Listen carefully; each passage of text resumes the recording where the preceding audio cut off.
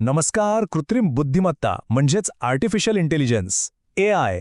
आज आपण याच AIच्या जगात शिरणार आहोत. विचार करणारी यंत्र बनवण्याचा माणसाचा जो प्रयत्न आहे ना, त्यामागच्या कल्पना आणि तो संपूर्ण प्रवास आज आपण तोच उलगडणार आहोत. तर सुरुवात करूया एका अगदी मूलभूत प्रश्नापासून. एखादं यंत्र, मशीन खरंच विचार करू शकतं का?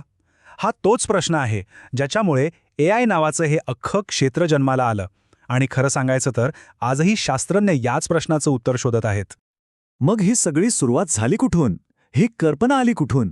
AIची मुळं शोधण्यासाठी आणि त्याच्या पायाभूत कल्पना समजून घेण्यासाठी आपल्याला थोडं इतिहासात मागे जावं लागेल. चला तर मग. बघा, AIचा प्रवास सुरू होतो तो थेट दुसऱ्या महायुद्धापासून. ॲलन ट्युरिंग यांच्या कोड ब्रेकिंग मशीननी याचा पाया घातला असं म्हणायला हरकत नाही. मग 1950च्या दशकात मानवी मेंदू कसं काम करतो यापासून प्रेरणा घेऊन पहिले मॉडेल्स बनवले गेले आणि आर्टिफिशियल इंटेलिजन्स हा शब्दही तेव्हा जन्माला आला.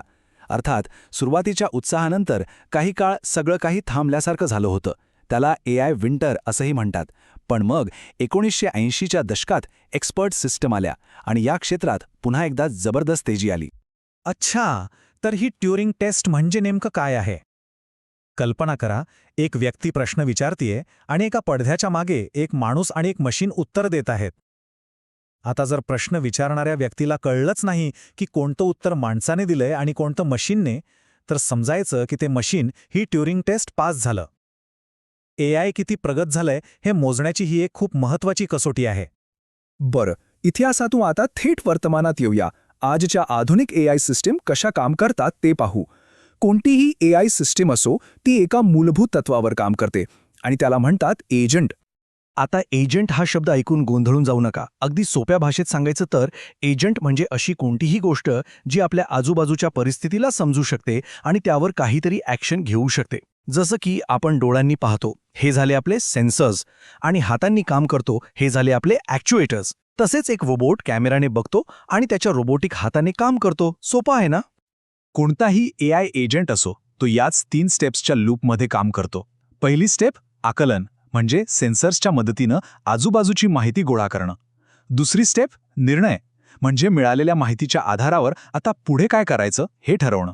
आणि तिसरी शेवटची स्टेप कृती, म्हणजे ॲक्च्युएटर्स वापरून तो निर्णय अंमलात आणणं. आणि हे चक्र हे असं सतत नॉनस्टॉप चालू राहतं. हे समजून घेण्यासाठी ना सेल्फ ड्रायव्हिंग कारचं उदाहरण एकदम परफेक्ट आहे. यासाठी एक फ्रेमवर्क वापरला जातो, PAS, म्हणजेच परफॉर्मन्स, एन्व्हायरमेंट, ॲक्च्युएटर्स आणि सेन्सर्स. म्हणजे काय? तर त्या कारची परफॉर्मन्स किंवा कार्यक्षमता कशावर मोजणार? तर सुरक्षितता, वेग यावर. तिचं एन्व्हायरमेंट म्हणजे काय?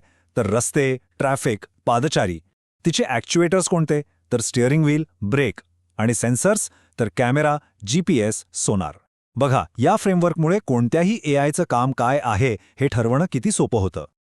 एक गोष्ट लक्षात घ्या की सगळे AI काही सारखे नसतात. त्यांच्या क्षमतांनुसार आणि ते किती क्लिष्ट आहेत यानुसार त्यांना 4 वेगवेगळ्या लेव्हल्समध्ये विभागलं जातं. आपण याला बुद्धिमत्तेची एक शिडी समजू शकतो, जिच्यावर AI हळूहळू वर चढत आहे.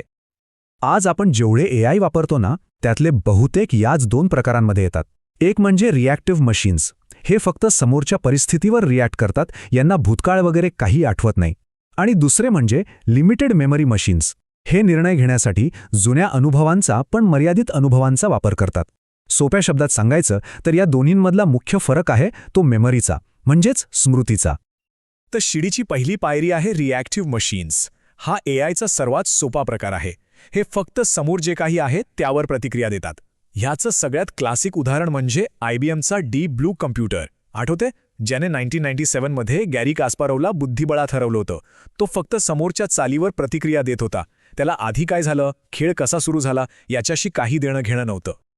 आता शिडीची दुसरी पायरी लिमिटेड मेमरी AI. नावाप्रमाणेच या सिस्टम्स निर्णय घेण्यासाठी भूतकाळातली माहिती वापरतात, पण त्यांची मेमरी तात्पुरती असते. उदाहरणार्थ सेल्फ ड्रायव्हिंग कार. ती तिच्या आजूबाजूच्या गाड्यांवर सतत नजर ठेवते.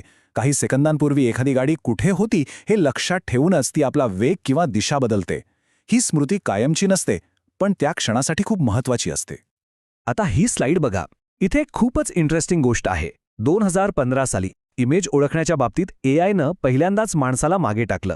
हो, माणसापेक्षा एआयची अचूकता जास्त होती.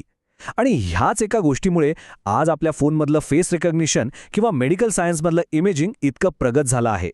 यावरून लक्षात येतं की हे क्षेत्र किती वेगाने पुढे जातंय. शिडीच्या पुढच्या 2 पायऱ्या मात्र अजून भविष्यात आहेत. त्या अजूनही थिअरीमध्येच आहेत. एक आहे थिअरी ऑफ माइंड, म्हणजे असं एआय जे माणसांच्या भावना, त्यांचे विचार, त्यांचे हेतू समजू शकेल. आणि शेवटची पायरी म्हणजे सेल्फ अवेअरनेस, म्हणजे असं एआय ज्याला स्वतःच्या अस्तित्वाची जाणीव असेल, स्वतःची चेतना असेल. शास्त्रज्ञ अजून या दिशेने काम करत आहेत.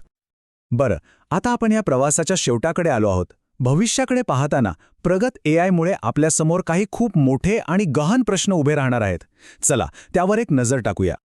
एकीकडे उत्साह आहे, पण दुसरीकडे एक भीतीसुद्धा आहे. अनेक मोठे विचारवंत म्हणतात की हे खूप धोकादायक असू शकतं. कदाचित ही यंत्र आपल्यावरच राज्य करतील. कल्पना करा, आपण जर आपल्यापेक्षा कित्येक पटीने हुशार असं एआय बनवलं तर ते आपल्या नियंत्रणात राहील का? हा एक खूप मोठा चिंतेचा विषय आहे.